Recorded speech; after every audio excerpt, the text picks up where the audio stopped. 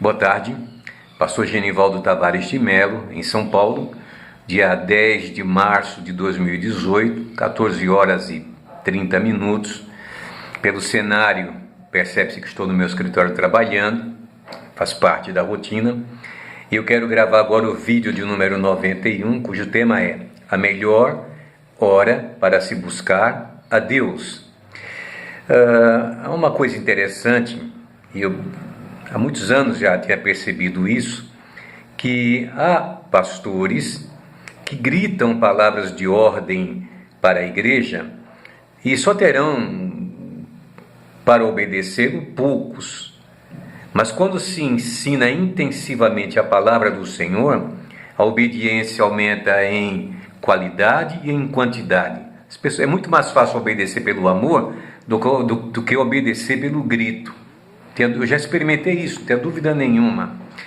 Certa feita eu dirigi uma igreja, fui pastor de uma igreja, e quando eu disse que ia mudar o jeito de ensinar, que eu gritava a palavra de ordens e tinha uma meia dúzia que gritava, queima ele, mata ele, é isso mesmo, fala a Deus. E quando eu disse que eu ia mudar o jeito de ensinar, então algumas pessoas, o mundo vai invadir a igreja, só que eles não perceberam que a língua portuguesa é riquíssima e que você pode usar ensinar as mesmas coisas com expressões diferentes. O mundo não invadiu a igreja acolheu com muito mais amor, com muito mais docilidade em obediência à palavra, e eu descansei minha alma, claro, não é? Bem, mas vamos lá, vamos deixar isso para lá. A questão é oração. Se alguém quiser fazer uma corrente de oração, faça. Eu não sou contra a pessoa reúne 2, 3, 10 amigos, vamos orar com tais objetivos, sem problema nenhum. Mas não afirme que isso torna a audição divina mais eficaz, pois isso seria subestimar Deus. A primeira questão. A segunda, não afirme que pela madrugada fica melhor falar com Deus, como alguns até dizem que a fila é menor, porque seria reduzir Deus à pequenez humana. Deus está acima de tudo isto.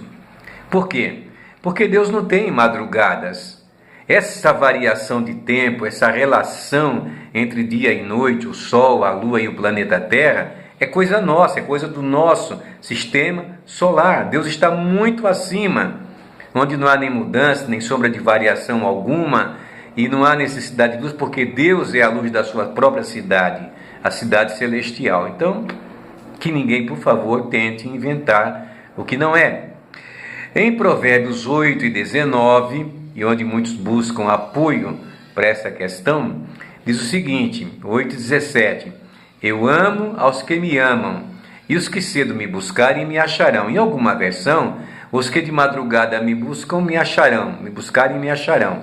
Isso é uma questão, digamos assim, de empenho. Cedo quer dizer aqueles que se propõem a se colocar diante do Senhor em primeira mão, no primeiro momento, mais do que qualquer outro interesse de cunho material. Portanto, em algumas versões, os que de madrugada me buscam me acharão, e eu encontro lá em Provérbios 1 e 28 o seguinte, então clamarão a mim, mas eu não responderei, de madrugada me buscarão, porém não me acharão. Vou repetir o texto, Provérbios 1 e 28, então clamarão a mim, mas eu não responderei, de madrugada me buscarão, porém não me acharão. O mesmo provérbio de Salomão, 8,17 e 1,28.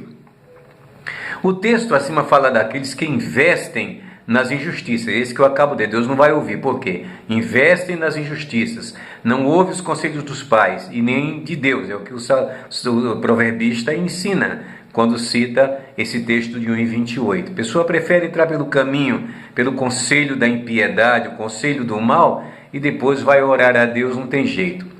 A oração pela madrugada não deve ser um desafio e nem uma maratona. Tem gente que faz como se fosse uma maratona. Hoje eu oro todas as madrugadas, eu me levanto e tal. E depois, se eu torno público aquilo que eu faço, o galardão vem da mão dos homens e não de Deus. Que eficácia tem? Deus não aceita as aparências do homem. Até me lembro do fariseu e do publicano, porque ele orava e dizia, olha, eu não sou como os demais homens. Percebeu a diferença?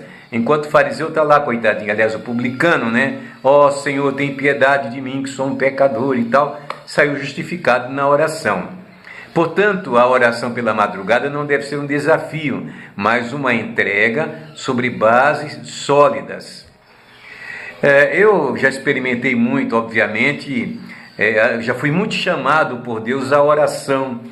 E houve uma época que, como pastor, para resolver problemas na igreja, eu me levantava pela madrugada e dizia: Senhor, me desperta pela madrugada. E muitas vezes eu fui despertado pelo Senhor para orar pela madrugada.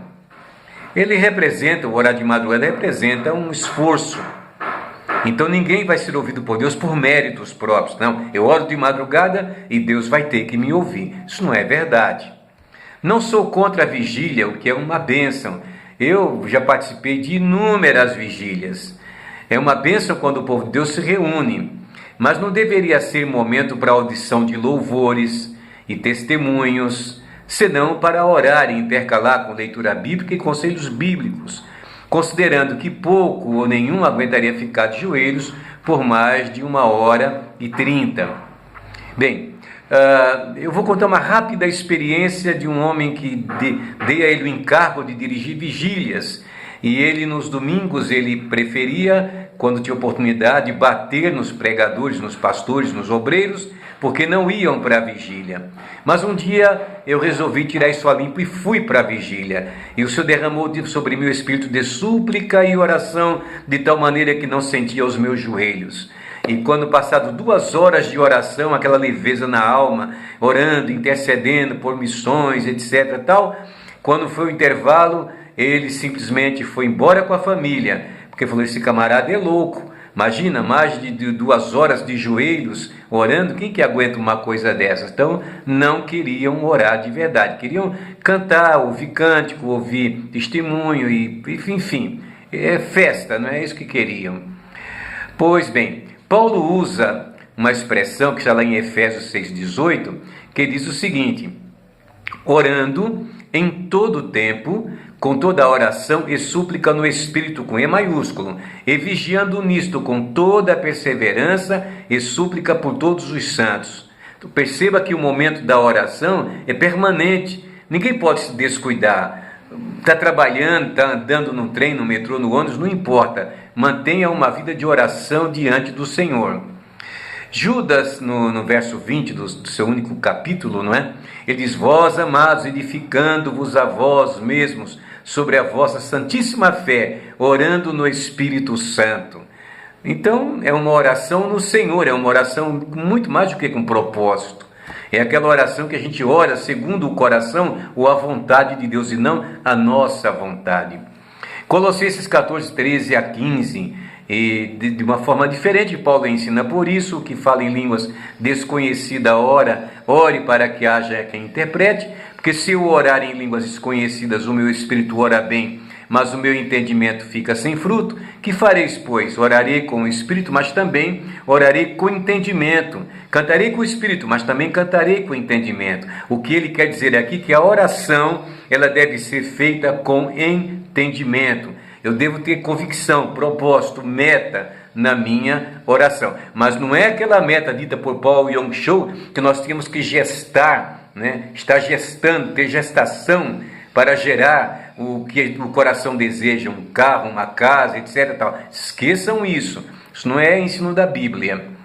Orar com entendimento, portanto, significa compreender o que está sendo pedido, tanto por estar falando a língua materna, a língua inteligível, tanto para nós quanto para quem está perto de nós nos ouvindo. Pedir pela cura da alma, do corpo ou da família não tem regras. Você deu necessidade, apertou a situação, o desespero bateu, cai de joelhos. Deus estará sempre pronto a te ouvir, não importa a hora em que você está orando. Deus é eterno, permanente, e Ele está sempre pronto a nos ouvir. Mas Jesus deu um ensino importante. Ele disse lá em Mateus 6, 6 a 8, quando você orar, entra no teu aposento e fecha a tua porta, ora ao teu pai que está em secreto, e teu pai que vem em secreto te recompensará publicamente. E orando, não useis de vãs repetições como os gentios, que pensam que por muito falarem serão ouvidos. Não vos assemelheis, pois, a eles, porque vosso Pai sabe o que vos é necessário, antes mesmo que peça. Então veja, Deus está atento ao que eu preciso, ao que você precisa. A oração na igreja é importante, porque é uma forma de fomentar nosso vínculo, a nossa relação, como também a nossa fé em comunidade. O homem ou a mulher podem ser despertados para a intercessão. Agora, tem impedimentos da oração. Quais são? Eu vou citar aqui pelo menos 5 impedimentos. Mas a regra geral está na Bíblia, João 14,13. Disse o Senhor: e tudo quanto pedirdes em meu nome, eu farei, para que o Pai seja glorificado no Filho. Portanto, não precisa ir pedir oração lá na igreja com o pastor, não obstante não ser pecado, nem haver problema algum, de pedir a oração dos santos uma ajuda diante de situações extremamente difíceis. Quais são os impedimentos? O primeiro está lá em Isaías 59, 1-2, como também no capítulo 1 de Isaías. Lê lá e você vai ver as iniquidades, o pecado, faz separação. E no capítulo 1 de Isaías, o Senhor bate fortemente contra o povo de Israel, porque viraram as costas para o pobre, para a viúva, para os necessitados, e Deus não quer ouvir a oração de ninguém por conta disso, não é? Ezequiel 14,3, idolatria de todo tipo. Eu não quero saber desse pastor que chegou na igreja, porque eu amava mais o outro sabia na minha casa, tomava café. Meu irmão, você pode amar o coração deve ter lugar para amar a todos os pastores. Deus vai te abençoar dessa maneira. Ezequiel 14,3. Provérbios 21:13, não fazer o bem. Ora, está lá. Não faz o bem, Deus também não vai responder a tua oração. Marcos 11:25, quarto motivo, não perdoar o seu próximo. Ora, você vai ao altar por a tua oferta, lembrou que tem alguma coisa contra o teu próximo, deixa a tua oferta, reconcilia com ele e vai. E aí Deus vai ouvir a sua oração. Gente com raiva, coração magoado, ferido, sei do que lá, sara primeiro esse problema e depois você cai de joelhos e ore a Deus, que Ele vai responder a tua oração, eu não tenho dúvida alguma. E quinto motivo, está lá na primeira carta de Pedro 3:7, a quebra do relacionamento matrimonial, a quebra do vínculo, aquele que não respeita a esposa que não respeita o marido, trata mal, maltrata, agride, vai orar, esquece. Deus não vai te ouvir, não importa se é de madrugada, não importa se é de manhã. E tem mais um problema, há muitos que colocam a igreja em primeiríssimo lugar na sua vida e deixa a família de lado. E a Bíblia nos diz, aquele que não cuida dos seus é pior do que os infiéis e negou a fé. Se negou a fé, que é uma heresia, meu querido, Deus também não vai ouvir a tua oração. Portanto, está aí. Não importa se é de manhã, de tarde, de noite, de madrugada. E se você ora, não conte para ninguém. Fica com você e Deus. Faça disso uma causa pessoal para você. Beijo a todos no eterno nome de Jesus. Grande abraço.